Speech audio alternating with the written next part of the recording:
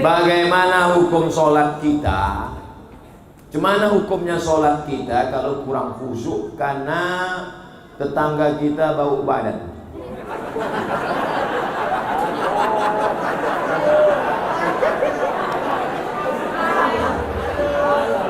Man akala basolan, siapa yang makan basol bawang merah au thauman bawang putih, fala yaqrabanna musallana, jangan dekat-dekat tempat sholat kami.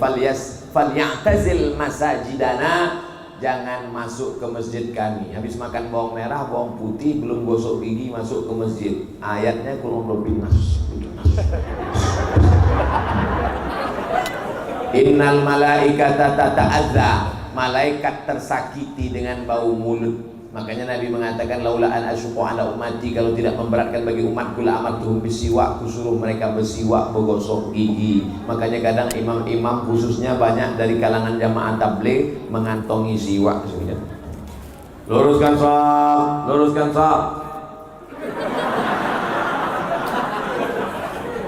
Sunnah. Yang kalian ketawakan sunnah, bengkak mulut nanti. Bersiwak sebelum sholat. Orang Islam gosok gigi sehari 5 kali, sebelum subuh, sebelum zuhur, sebelum asar, sebelum maghrib, sebelum isya.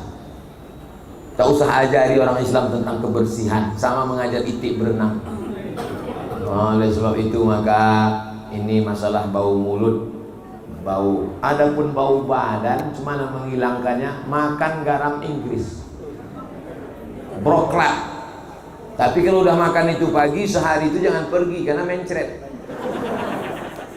Jadi rupanya saluran usus kita ini, cobalah saluran paralon pipa itu diisi gula minyak, gula minyak. Maka menggumpallah minyak-minyak dan gula-gula di usus itu kotor, sampah, busuk. Maka kalau dimakan itu dicucinya usus ini bersih. Nah, setelah bersih hilanglah bau. Bau badan itu tak bisa dihilangkan pakai sampo, karena sampo untuk kepala. Bau badan tak bisa dihilangkan pakai sabun. Jangan menghilangkan bau badan dikunyah sabun, mati keracunan. Nah, dengan cara membersihkan usus tadi, setelah bersih hilang bau badan. Ada orang bau badan. Kalau ada orang susah mati, dekat dengan dia, sesak nafas mati kok. Bagaimana cara melawan sifat yang batil dari hati kita, Pak Ustaz? Ala fil jasadi mudghah, ketahuilah di dalam jasad itu ada segumpal. Idza salaat salah al jasadu kulluh. Kalau yang segumpal ini baik, yang lain ikut baik. Mata baik, telinga baik, kaki baik. Tapi kalau yang segumpal ini rusak, fasadal jasadu kulluh, yang lain ikut rusak. Ala wahyal qalb, yang segumpal itu adalah hati adalah tempat bersama Tuhan, tempat aku meminta segala doa. Saya karena tak mau aja buat album ini, kalau mau mati artis-artis itu. Jadi semuanya berawal dari hati. Oleh sebab itu bersihkan hati. Ini kalau cerita masalah penyakit hati ini banyak sekali. Di antara penyakit hati adalah hasad. Hasad itu bahasa kitanya apa? Dengki. Nama penyakitnya hasad, nama orangnya hasid. Ustaz ini ngada-ngada aja. Kadang orang banyak tak percaya sama saya. Terus setelah saya sebutkan ayatnya, oh, wa min syarri itulah dia hasid. Wa min syarri hasidin idza hasad.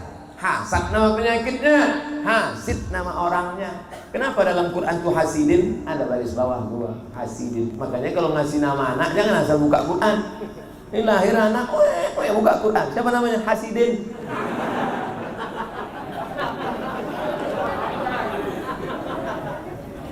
Penyakit yang pertama kali di langit, yang pertama kali di bumi adalah penyakit hasad. Siapa yang pertama kali terkena penyakit di langit? Iblis. Apa penyakit iblis? Hasad. Hasad itu apa? Tak senang menengok orang dapat nikmat. Apa penyakit hasad iblis? Tak senang nengok Adam dapat nikmat. Penyakit yang pertama di bumi, hasad. Siapa yang kena hasad? Kabil. Tak senang menengok Habil dapat bini cantik. Makanya kalau ada di antara bapak, siapa itu? Bini kawanku, macam hantu tengok. Marah menengok bini orang, itu keturunan Kabil. Tak senang nengok orang lain dapat nikmat. Makanya nanti kalau hari Ahad ada kawan kalian yang nikah, cara menghilangkannya doakan dia. Datang kalau dia nikah, duduk dekat pelamin, jangan pula duduk, lewat depan pelaminnya doakan, barakallahu lakuma wa baraka alaikuma wa jama'a bainakuma fi khair. Barakallahu lakuma, semoga kalian berdua diberkahi Allah. Wa baraka alaikuma, semoga kalian berdua. Jangan hasad tak mau datang. Atau kalian datang tapi hati kalian marah, sampai di depan tuh berdoa juga, cuman gigi rapat.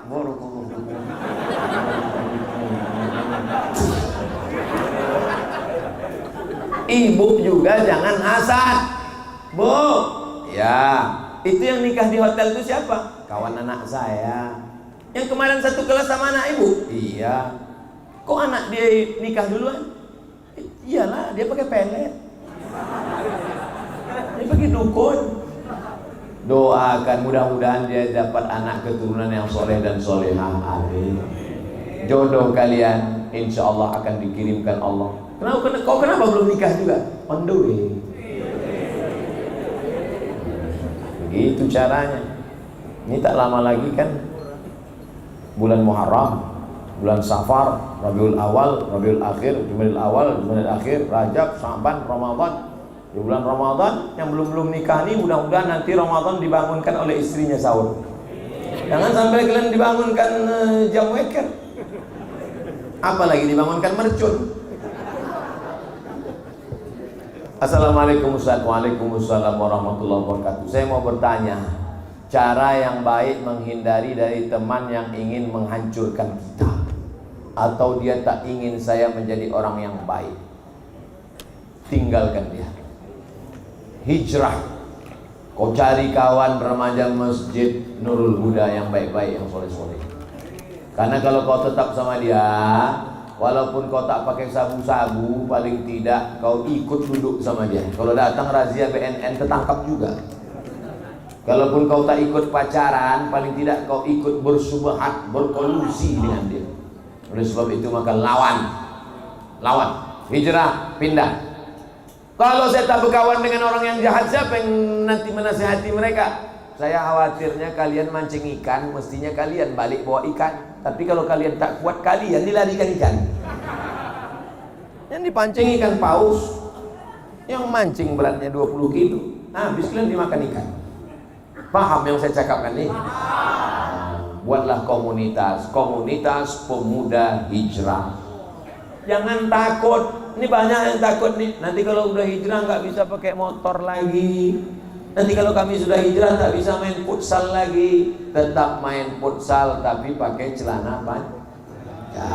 Tetap main futsal tapi jam 6 stop. Ini main futsal sampai jam 9 malam. Maghrib hilang, isya hilang, balik tertidur. Capek mati. Siapa melarang kalian olahraga setelah hijrah? Setelah hijrah tetap boleh camping, outbound, silakan. Setelah hijrah tetap boleh main geng motor, apa salahnya? Pakai King Cobra, pakai Harley Davidson, pakai tetap. Cuman bedanya dulu waktu naik itu petantang-petenteng, sekarang berzikir. Pas pelan-pelan tuh subhanallah walhamdulillah. Apa yang tak terpukau. Saya kalau udah diajak anak-anak muda naik motor, bangkit semangat saya. Rasa umur 25 rasanya. Udah balik ke rumah baru 42. Jadi kalian harus buat komunitas. Tapi jangan campur aduk laki-laki perempuan. Remaja masjid bercampur aduk laki-laki perempuan. No, nengi aja. Jangan campur aduk laki-laki perempuan. Gak apa-apa, kan cuma musyawarah aja. Hati tak bisa berdusta, mata kau mulai memandang tinggi. Yang perempuan buat komunitas perempuan, yang laki-laki buat komunitas laki-laki. Setelah selesai kuliah, kerja, entrepreneur, cukup punya kepribadian, rumah pribadi, mobil pribadi, kebun pribadi, baru kalian menikah. Tausiahnya Ustadz Abdul Somad, nasihat pernikahan. Buat di sini nikah masal, buat tenda sekali akad 50 orang, buat nikah masal. Tapi yang ikut anak muda, jangan yang udah nikah mau ikut juga. Gimana kira-kira program nikah masal nih? Setuju tak anak muda nih? Nanti kita tetapkan tanggalnya. Siap? Tanggalnya siap, perempuannya tak ada.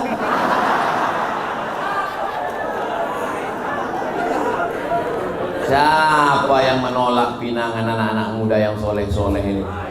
Saya kasih tahu sama ibu-ibu yang punya anak gadis di belakang, kalau sampai kalian tolak anak remaja Masjid Nurul Huda ini, menyesal kalian dunia akhirat. Kalian kalau ada yang udah ditolak 2-3 kali, kasih tahu, saya pinangkan malamnya juga.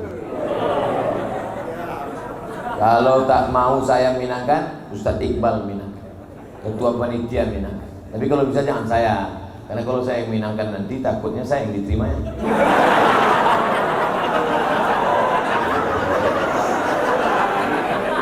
Assalamualaikum Bu Aja. Maksud kedatangan saya malam ini mau meminangkan salah satu dari anak muda remaja Masjid Nurul Huda di Simpang 3 Perbongan. Kalau bisa terima. Sebentar ya Ustadz, kami tanya anak kami di kamar dulu. Tanya, nak, itu ada orang Minang, kau mau yang mana? Mau yang Ustadz itu aja lah mana? Apa yang saya nolaknya kan? Kira-kira dari 3 ayat yang kita bahas dengan pertanyaan-pertanyaan ini bisa diambil kesimpulan?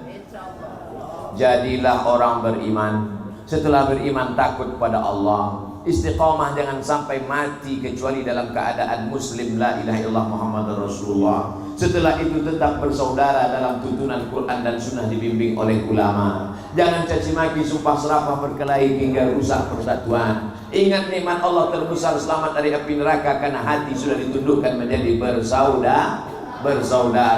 Tak cukup hanya sekedar bersaudara. Setelah bersaudara, membuat komunitas hijrah, membuat komunitas ibu-ibu pengajian, membuat komunitas bapak-bapak. Setelah itu laksanakanlah amar ma'ruf nahi munkar. Kalau itu kita laksanakan, faulaika humul muflihun, maka kita termasuk orang yang menang. Tapi kita tak sombong, kita mesti memohon pertolongan Allah ala hadhihi niyah wa kulli niyatin shalihah. Al-Fatihah.